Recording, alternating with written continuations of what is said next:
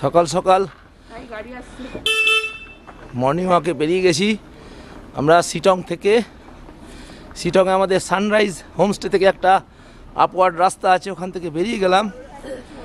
দেখি কোনো জায়গায় এক্সপ্লোর করা যায় কি না।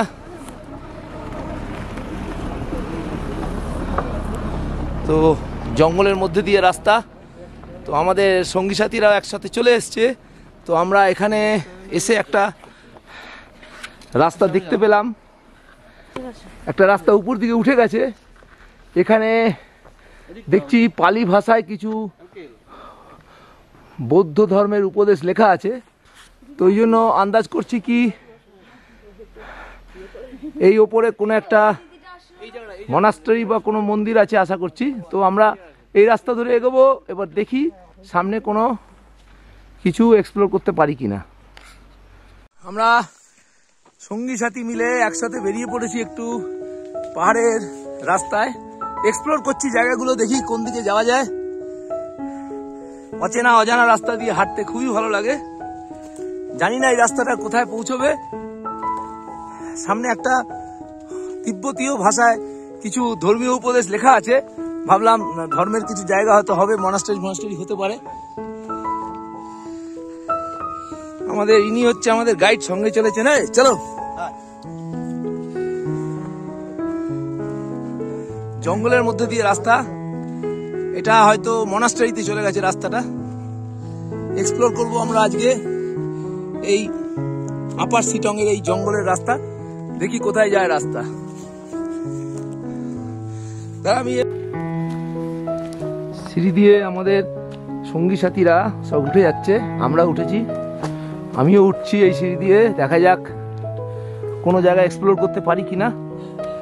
আশা করছি একটা ধর্মীয় কোনো মন্দির বা মনাস্ট্রি আছে, তো সেটাকে এক্সপ্লোর করার ইচ্ছা আছে।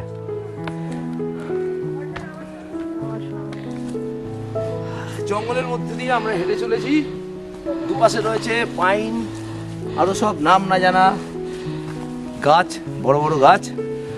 তো আমরা এগিয়ে যাই।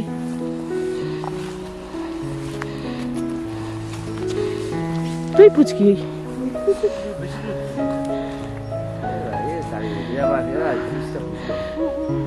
বন্ধ করে দিচ্ছি।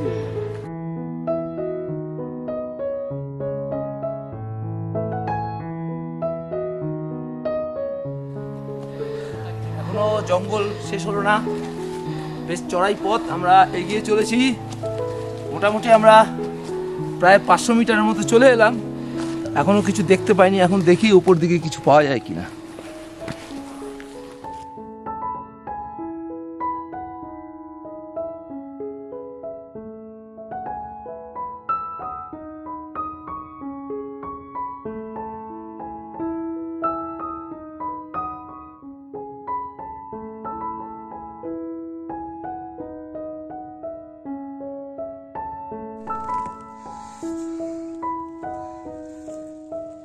আস্তে আস্তে আমাদের রাস্তা উপরে উঠে চলেছে, সরু পায়ে হাঁটা গ্রামের মানুষজনের চলার পথ।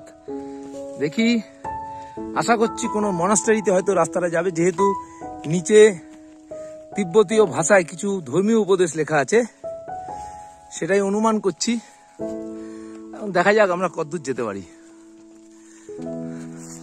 জঙ্গলের রাস্তা একটু ভয়াবহ, তবে দিনের আলো ফুটে গেছে তাই চিন্তা নেই। এই রাস্তায় প্রচুর চিতা আছে, হাতে একটা লাঠি থাকলে ভালো হতো।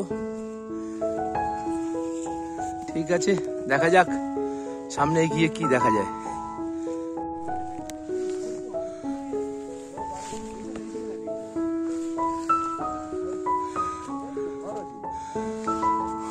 সামনে কিছু ঘরবাড়ি দেখা যাচ্ছে, আমরা একটা পাহাড়ের মাথায় উঠে যাচ্ছি অ্যাকচুয়ালি।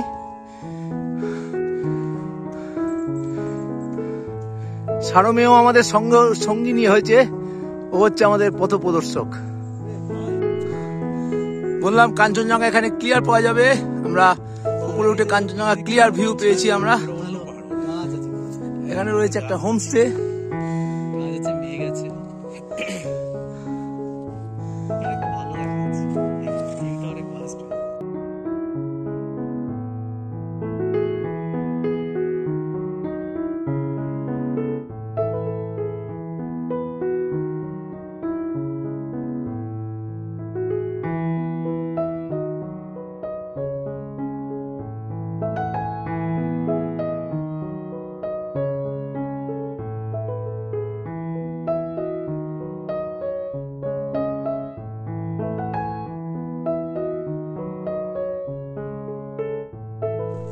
আমরা বলেছিলাম যে নিচে তিব্বতীয় ভাষায় কিছু ধর্মীয় উপদেশ লেখা আছে, সেই থেকে আমরা আন্দাজ করেছিলাম কি এখানে একটা মনাস্ট্রি আছে। তো ভেবেছিলাম মনাস্ট্রিটা নেই, কিন্তু না, আমাদের আইডিয়াটা ঠিক। এবারে আমরা মনাস্ট্রিকে কিন্তু এক্সপ্লোর করে ফেললাম। পাহাড়ের মাথায় আমরা দেখতে পাচ্ছি মনাস্ট্রি, আপনারাও নিশ্চয়ই দেখতে পাচ্ছেন, অল্প অল্প দেখা যাচ্ছে। হ্যাঁ, এই তো আমরা এক্সপ্লোর করলাম মনাস্ট্রিটা। অসাধারণ, এই পাহাড়ের জঙ্গলের মধ্যে দিয়ে রাস্তা দিয়ে গিয়ে আমরা মনাস্ট্রিতে পৌঁছে গেলাম। এটা অন রোডও আসা যায়, কিন্তু আমরা ভিতরের রাস্তা দিয়ে এসে এসে আমরা ঠিক পৌঁছে গেলাম মনাস্ট্রিতে। আমাদের আইডিয়াটা ঠিক। নিচে যে পালি ভাষায় লেখা ছিল ধর্মীয় উপদেশ, সেটাই মনাস্ট্রিতে আসার রাস্তার মুখ। আমরা সঠিকভাবে এক্সপ্লোর করলাম সিটং।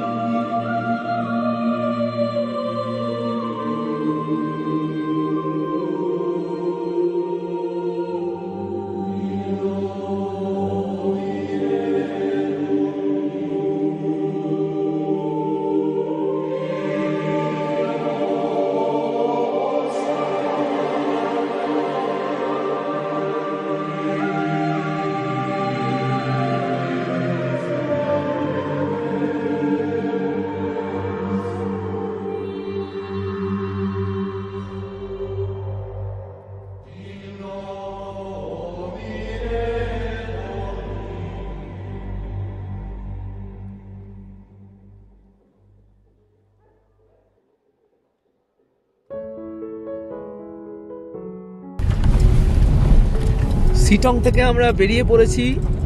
আমরা এখন যাব যোগীঘাট ব্রিজ দেখতে এবং রিয়াং নদী, এই দুটো স্পট দেখব। এই দুটো স্পট দেখে আমরা চলে যাব তাকদার দিকে। তাকদায় কয়েকটা জায়গা দেখে আমরা চলে যাব রাঙ্গারুনে। তো রাঙ্গারুনের ভিডিও অলরেডি আমার চ্যানেলে প্রকাশ পেয়েছে, আপনারা রাঙ্গারুনের ভিডিও দেখে নেবেন। ডেসক্রিপশন বক্সের লিঙ্ক দিয়ে দেবো।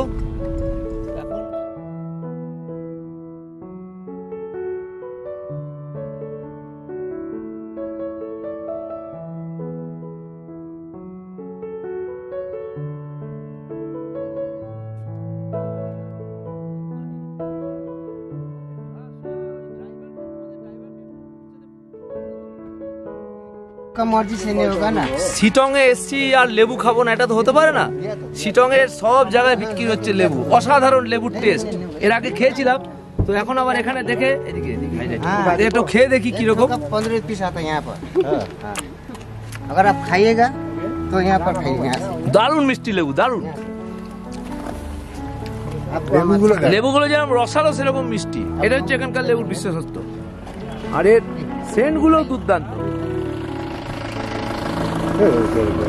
आगे देख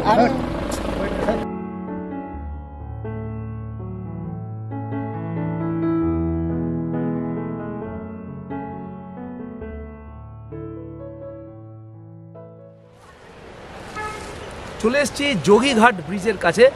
শিটং থেকে 25 কিলোমিটার দূরে এই যোগীঘাট, এটি একটি উপত্যকা। রিয়াং নদীর উপর একটি ব্রিজ রয়েছে যাতায়াতের জন্য। পেছনে দেখতে পাচ্ছেন ব্রিজটা। এর আগে একটা পুরনো ব্রিজ ছিল, এখন নতুন ব্রিজ তৈরি করা হয়েছে। 2018 সালের 15ই এপ্রিল এই ব্রিজটা তৈরি হয়েছে। এই ব্রিজটি উদ্বোধন করেছেন বাবা রামদেব, উদ্বোধন করেছিলেন বাবা রামদেব। তো এই ব্রিজের নিচ দিয়ে বয়ে চলেছে রিয়াং নদী। এখনই আপনাদের দেখাবো রিয়াং নদীর দৃশ্য। এই ব্রিজটি হচ্ছে 74 মিটার লম্বা এবং 5 মিটার চওড়া। এই ব্রিজটি তৈরিতে খরচা পড়েছিল মোটামুটি 7,28,00,000 টাকা। তো আমরা এবারে ব্রিজটা ভালো করে দেখব এবং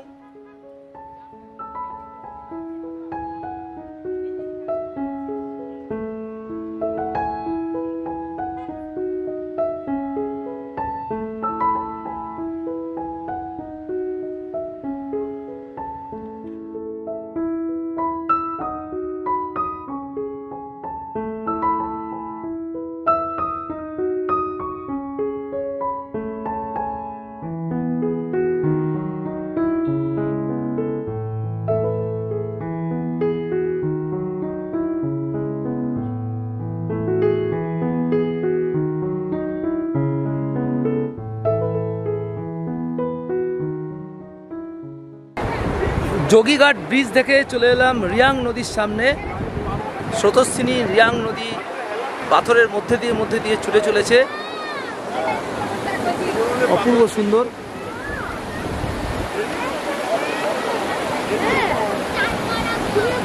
এই ব্রিজটা বানানো হয়েছে এই রিয়াং নদীর উপরে, স্রোতস্বিনী রিয়াং নদী।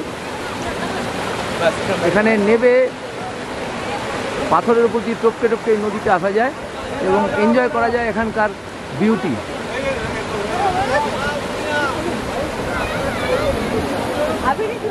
অপূর্ব।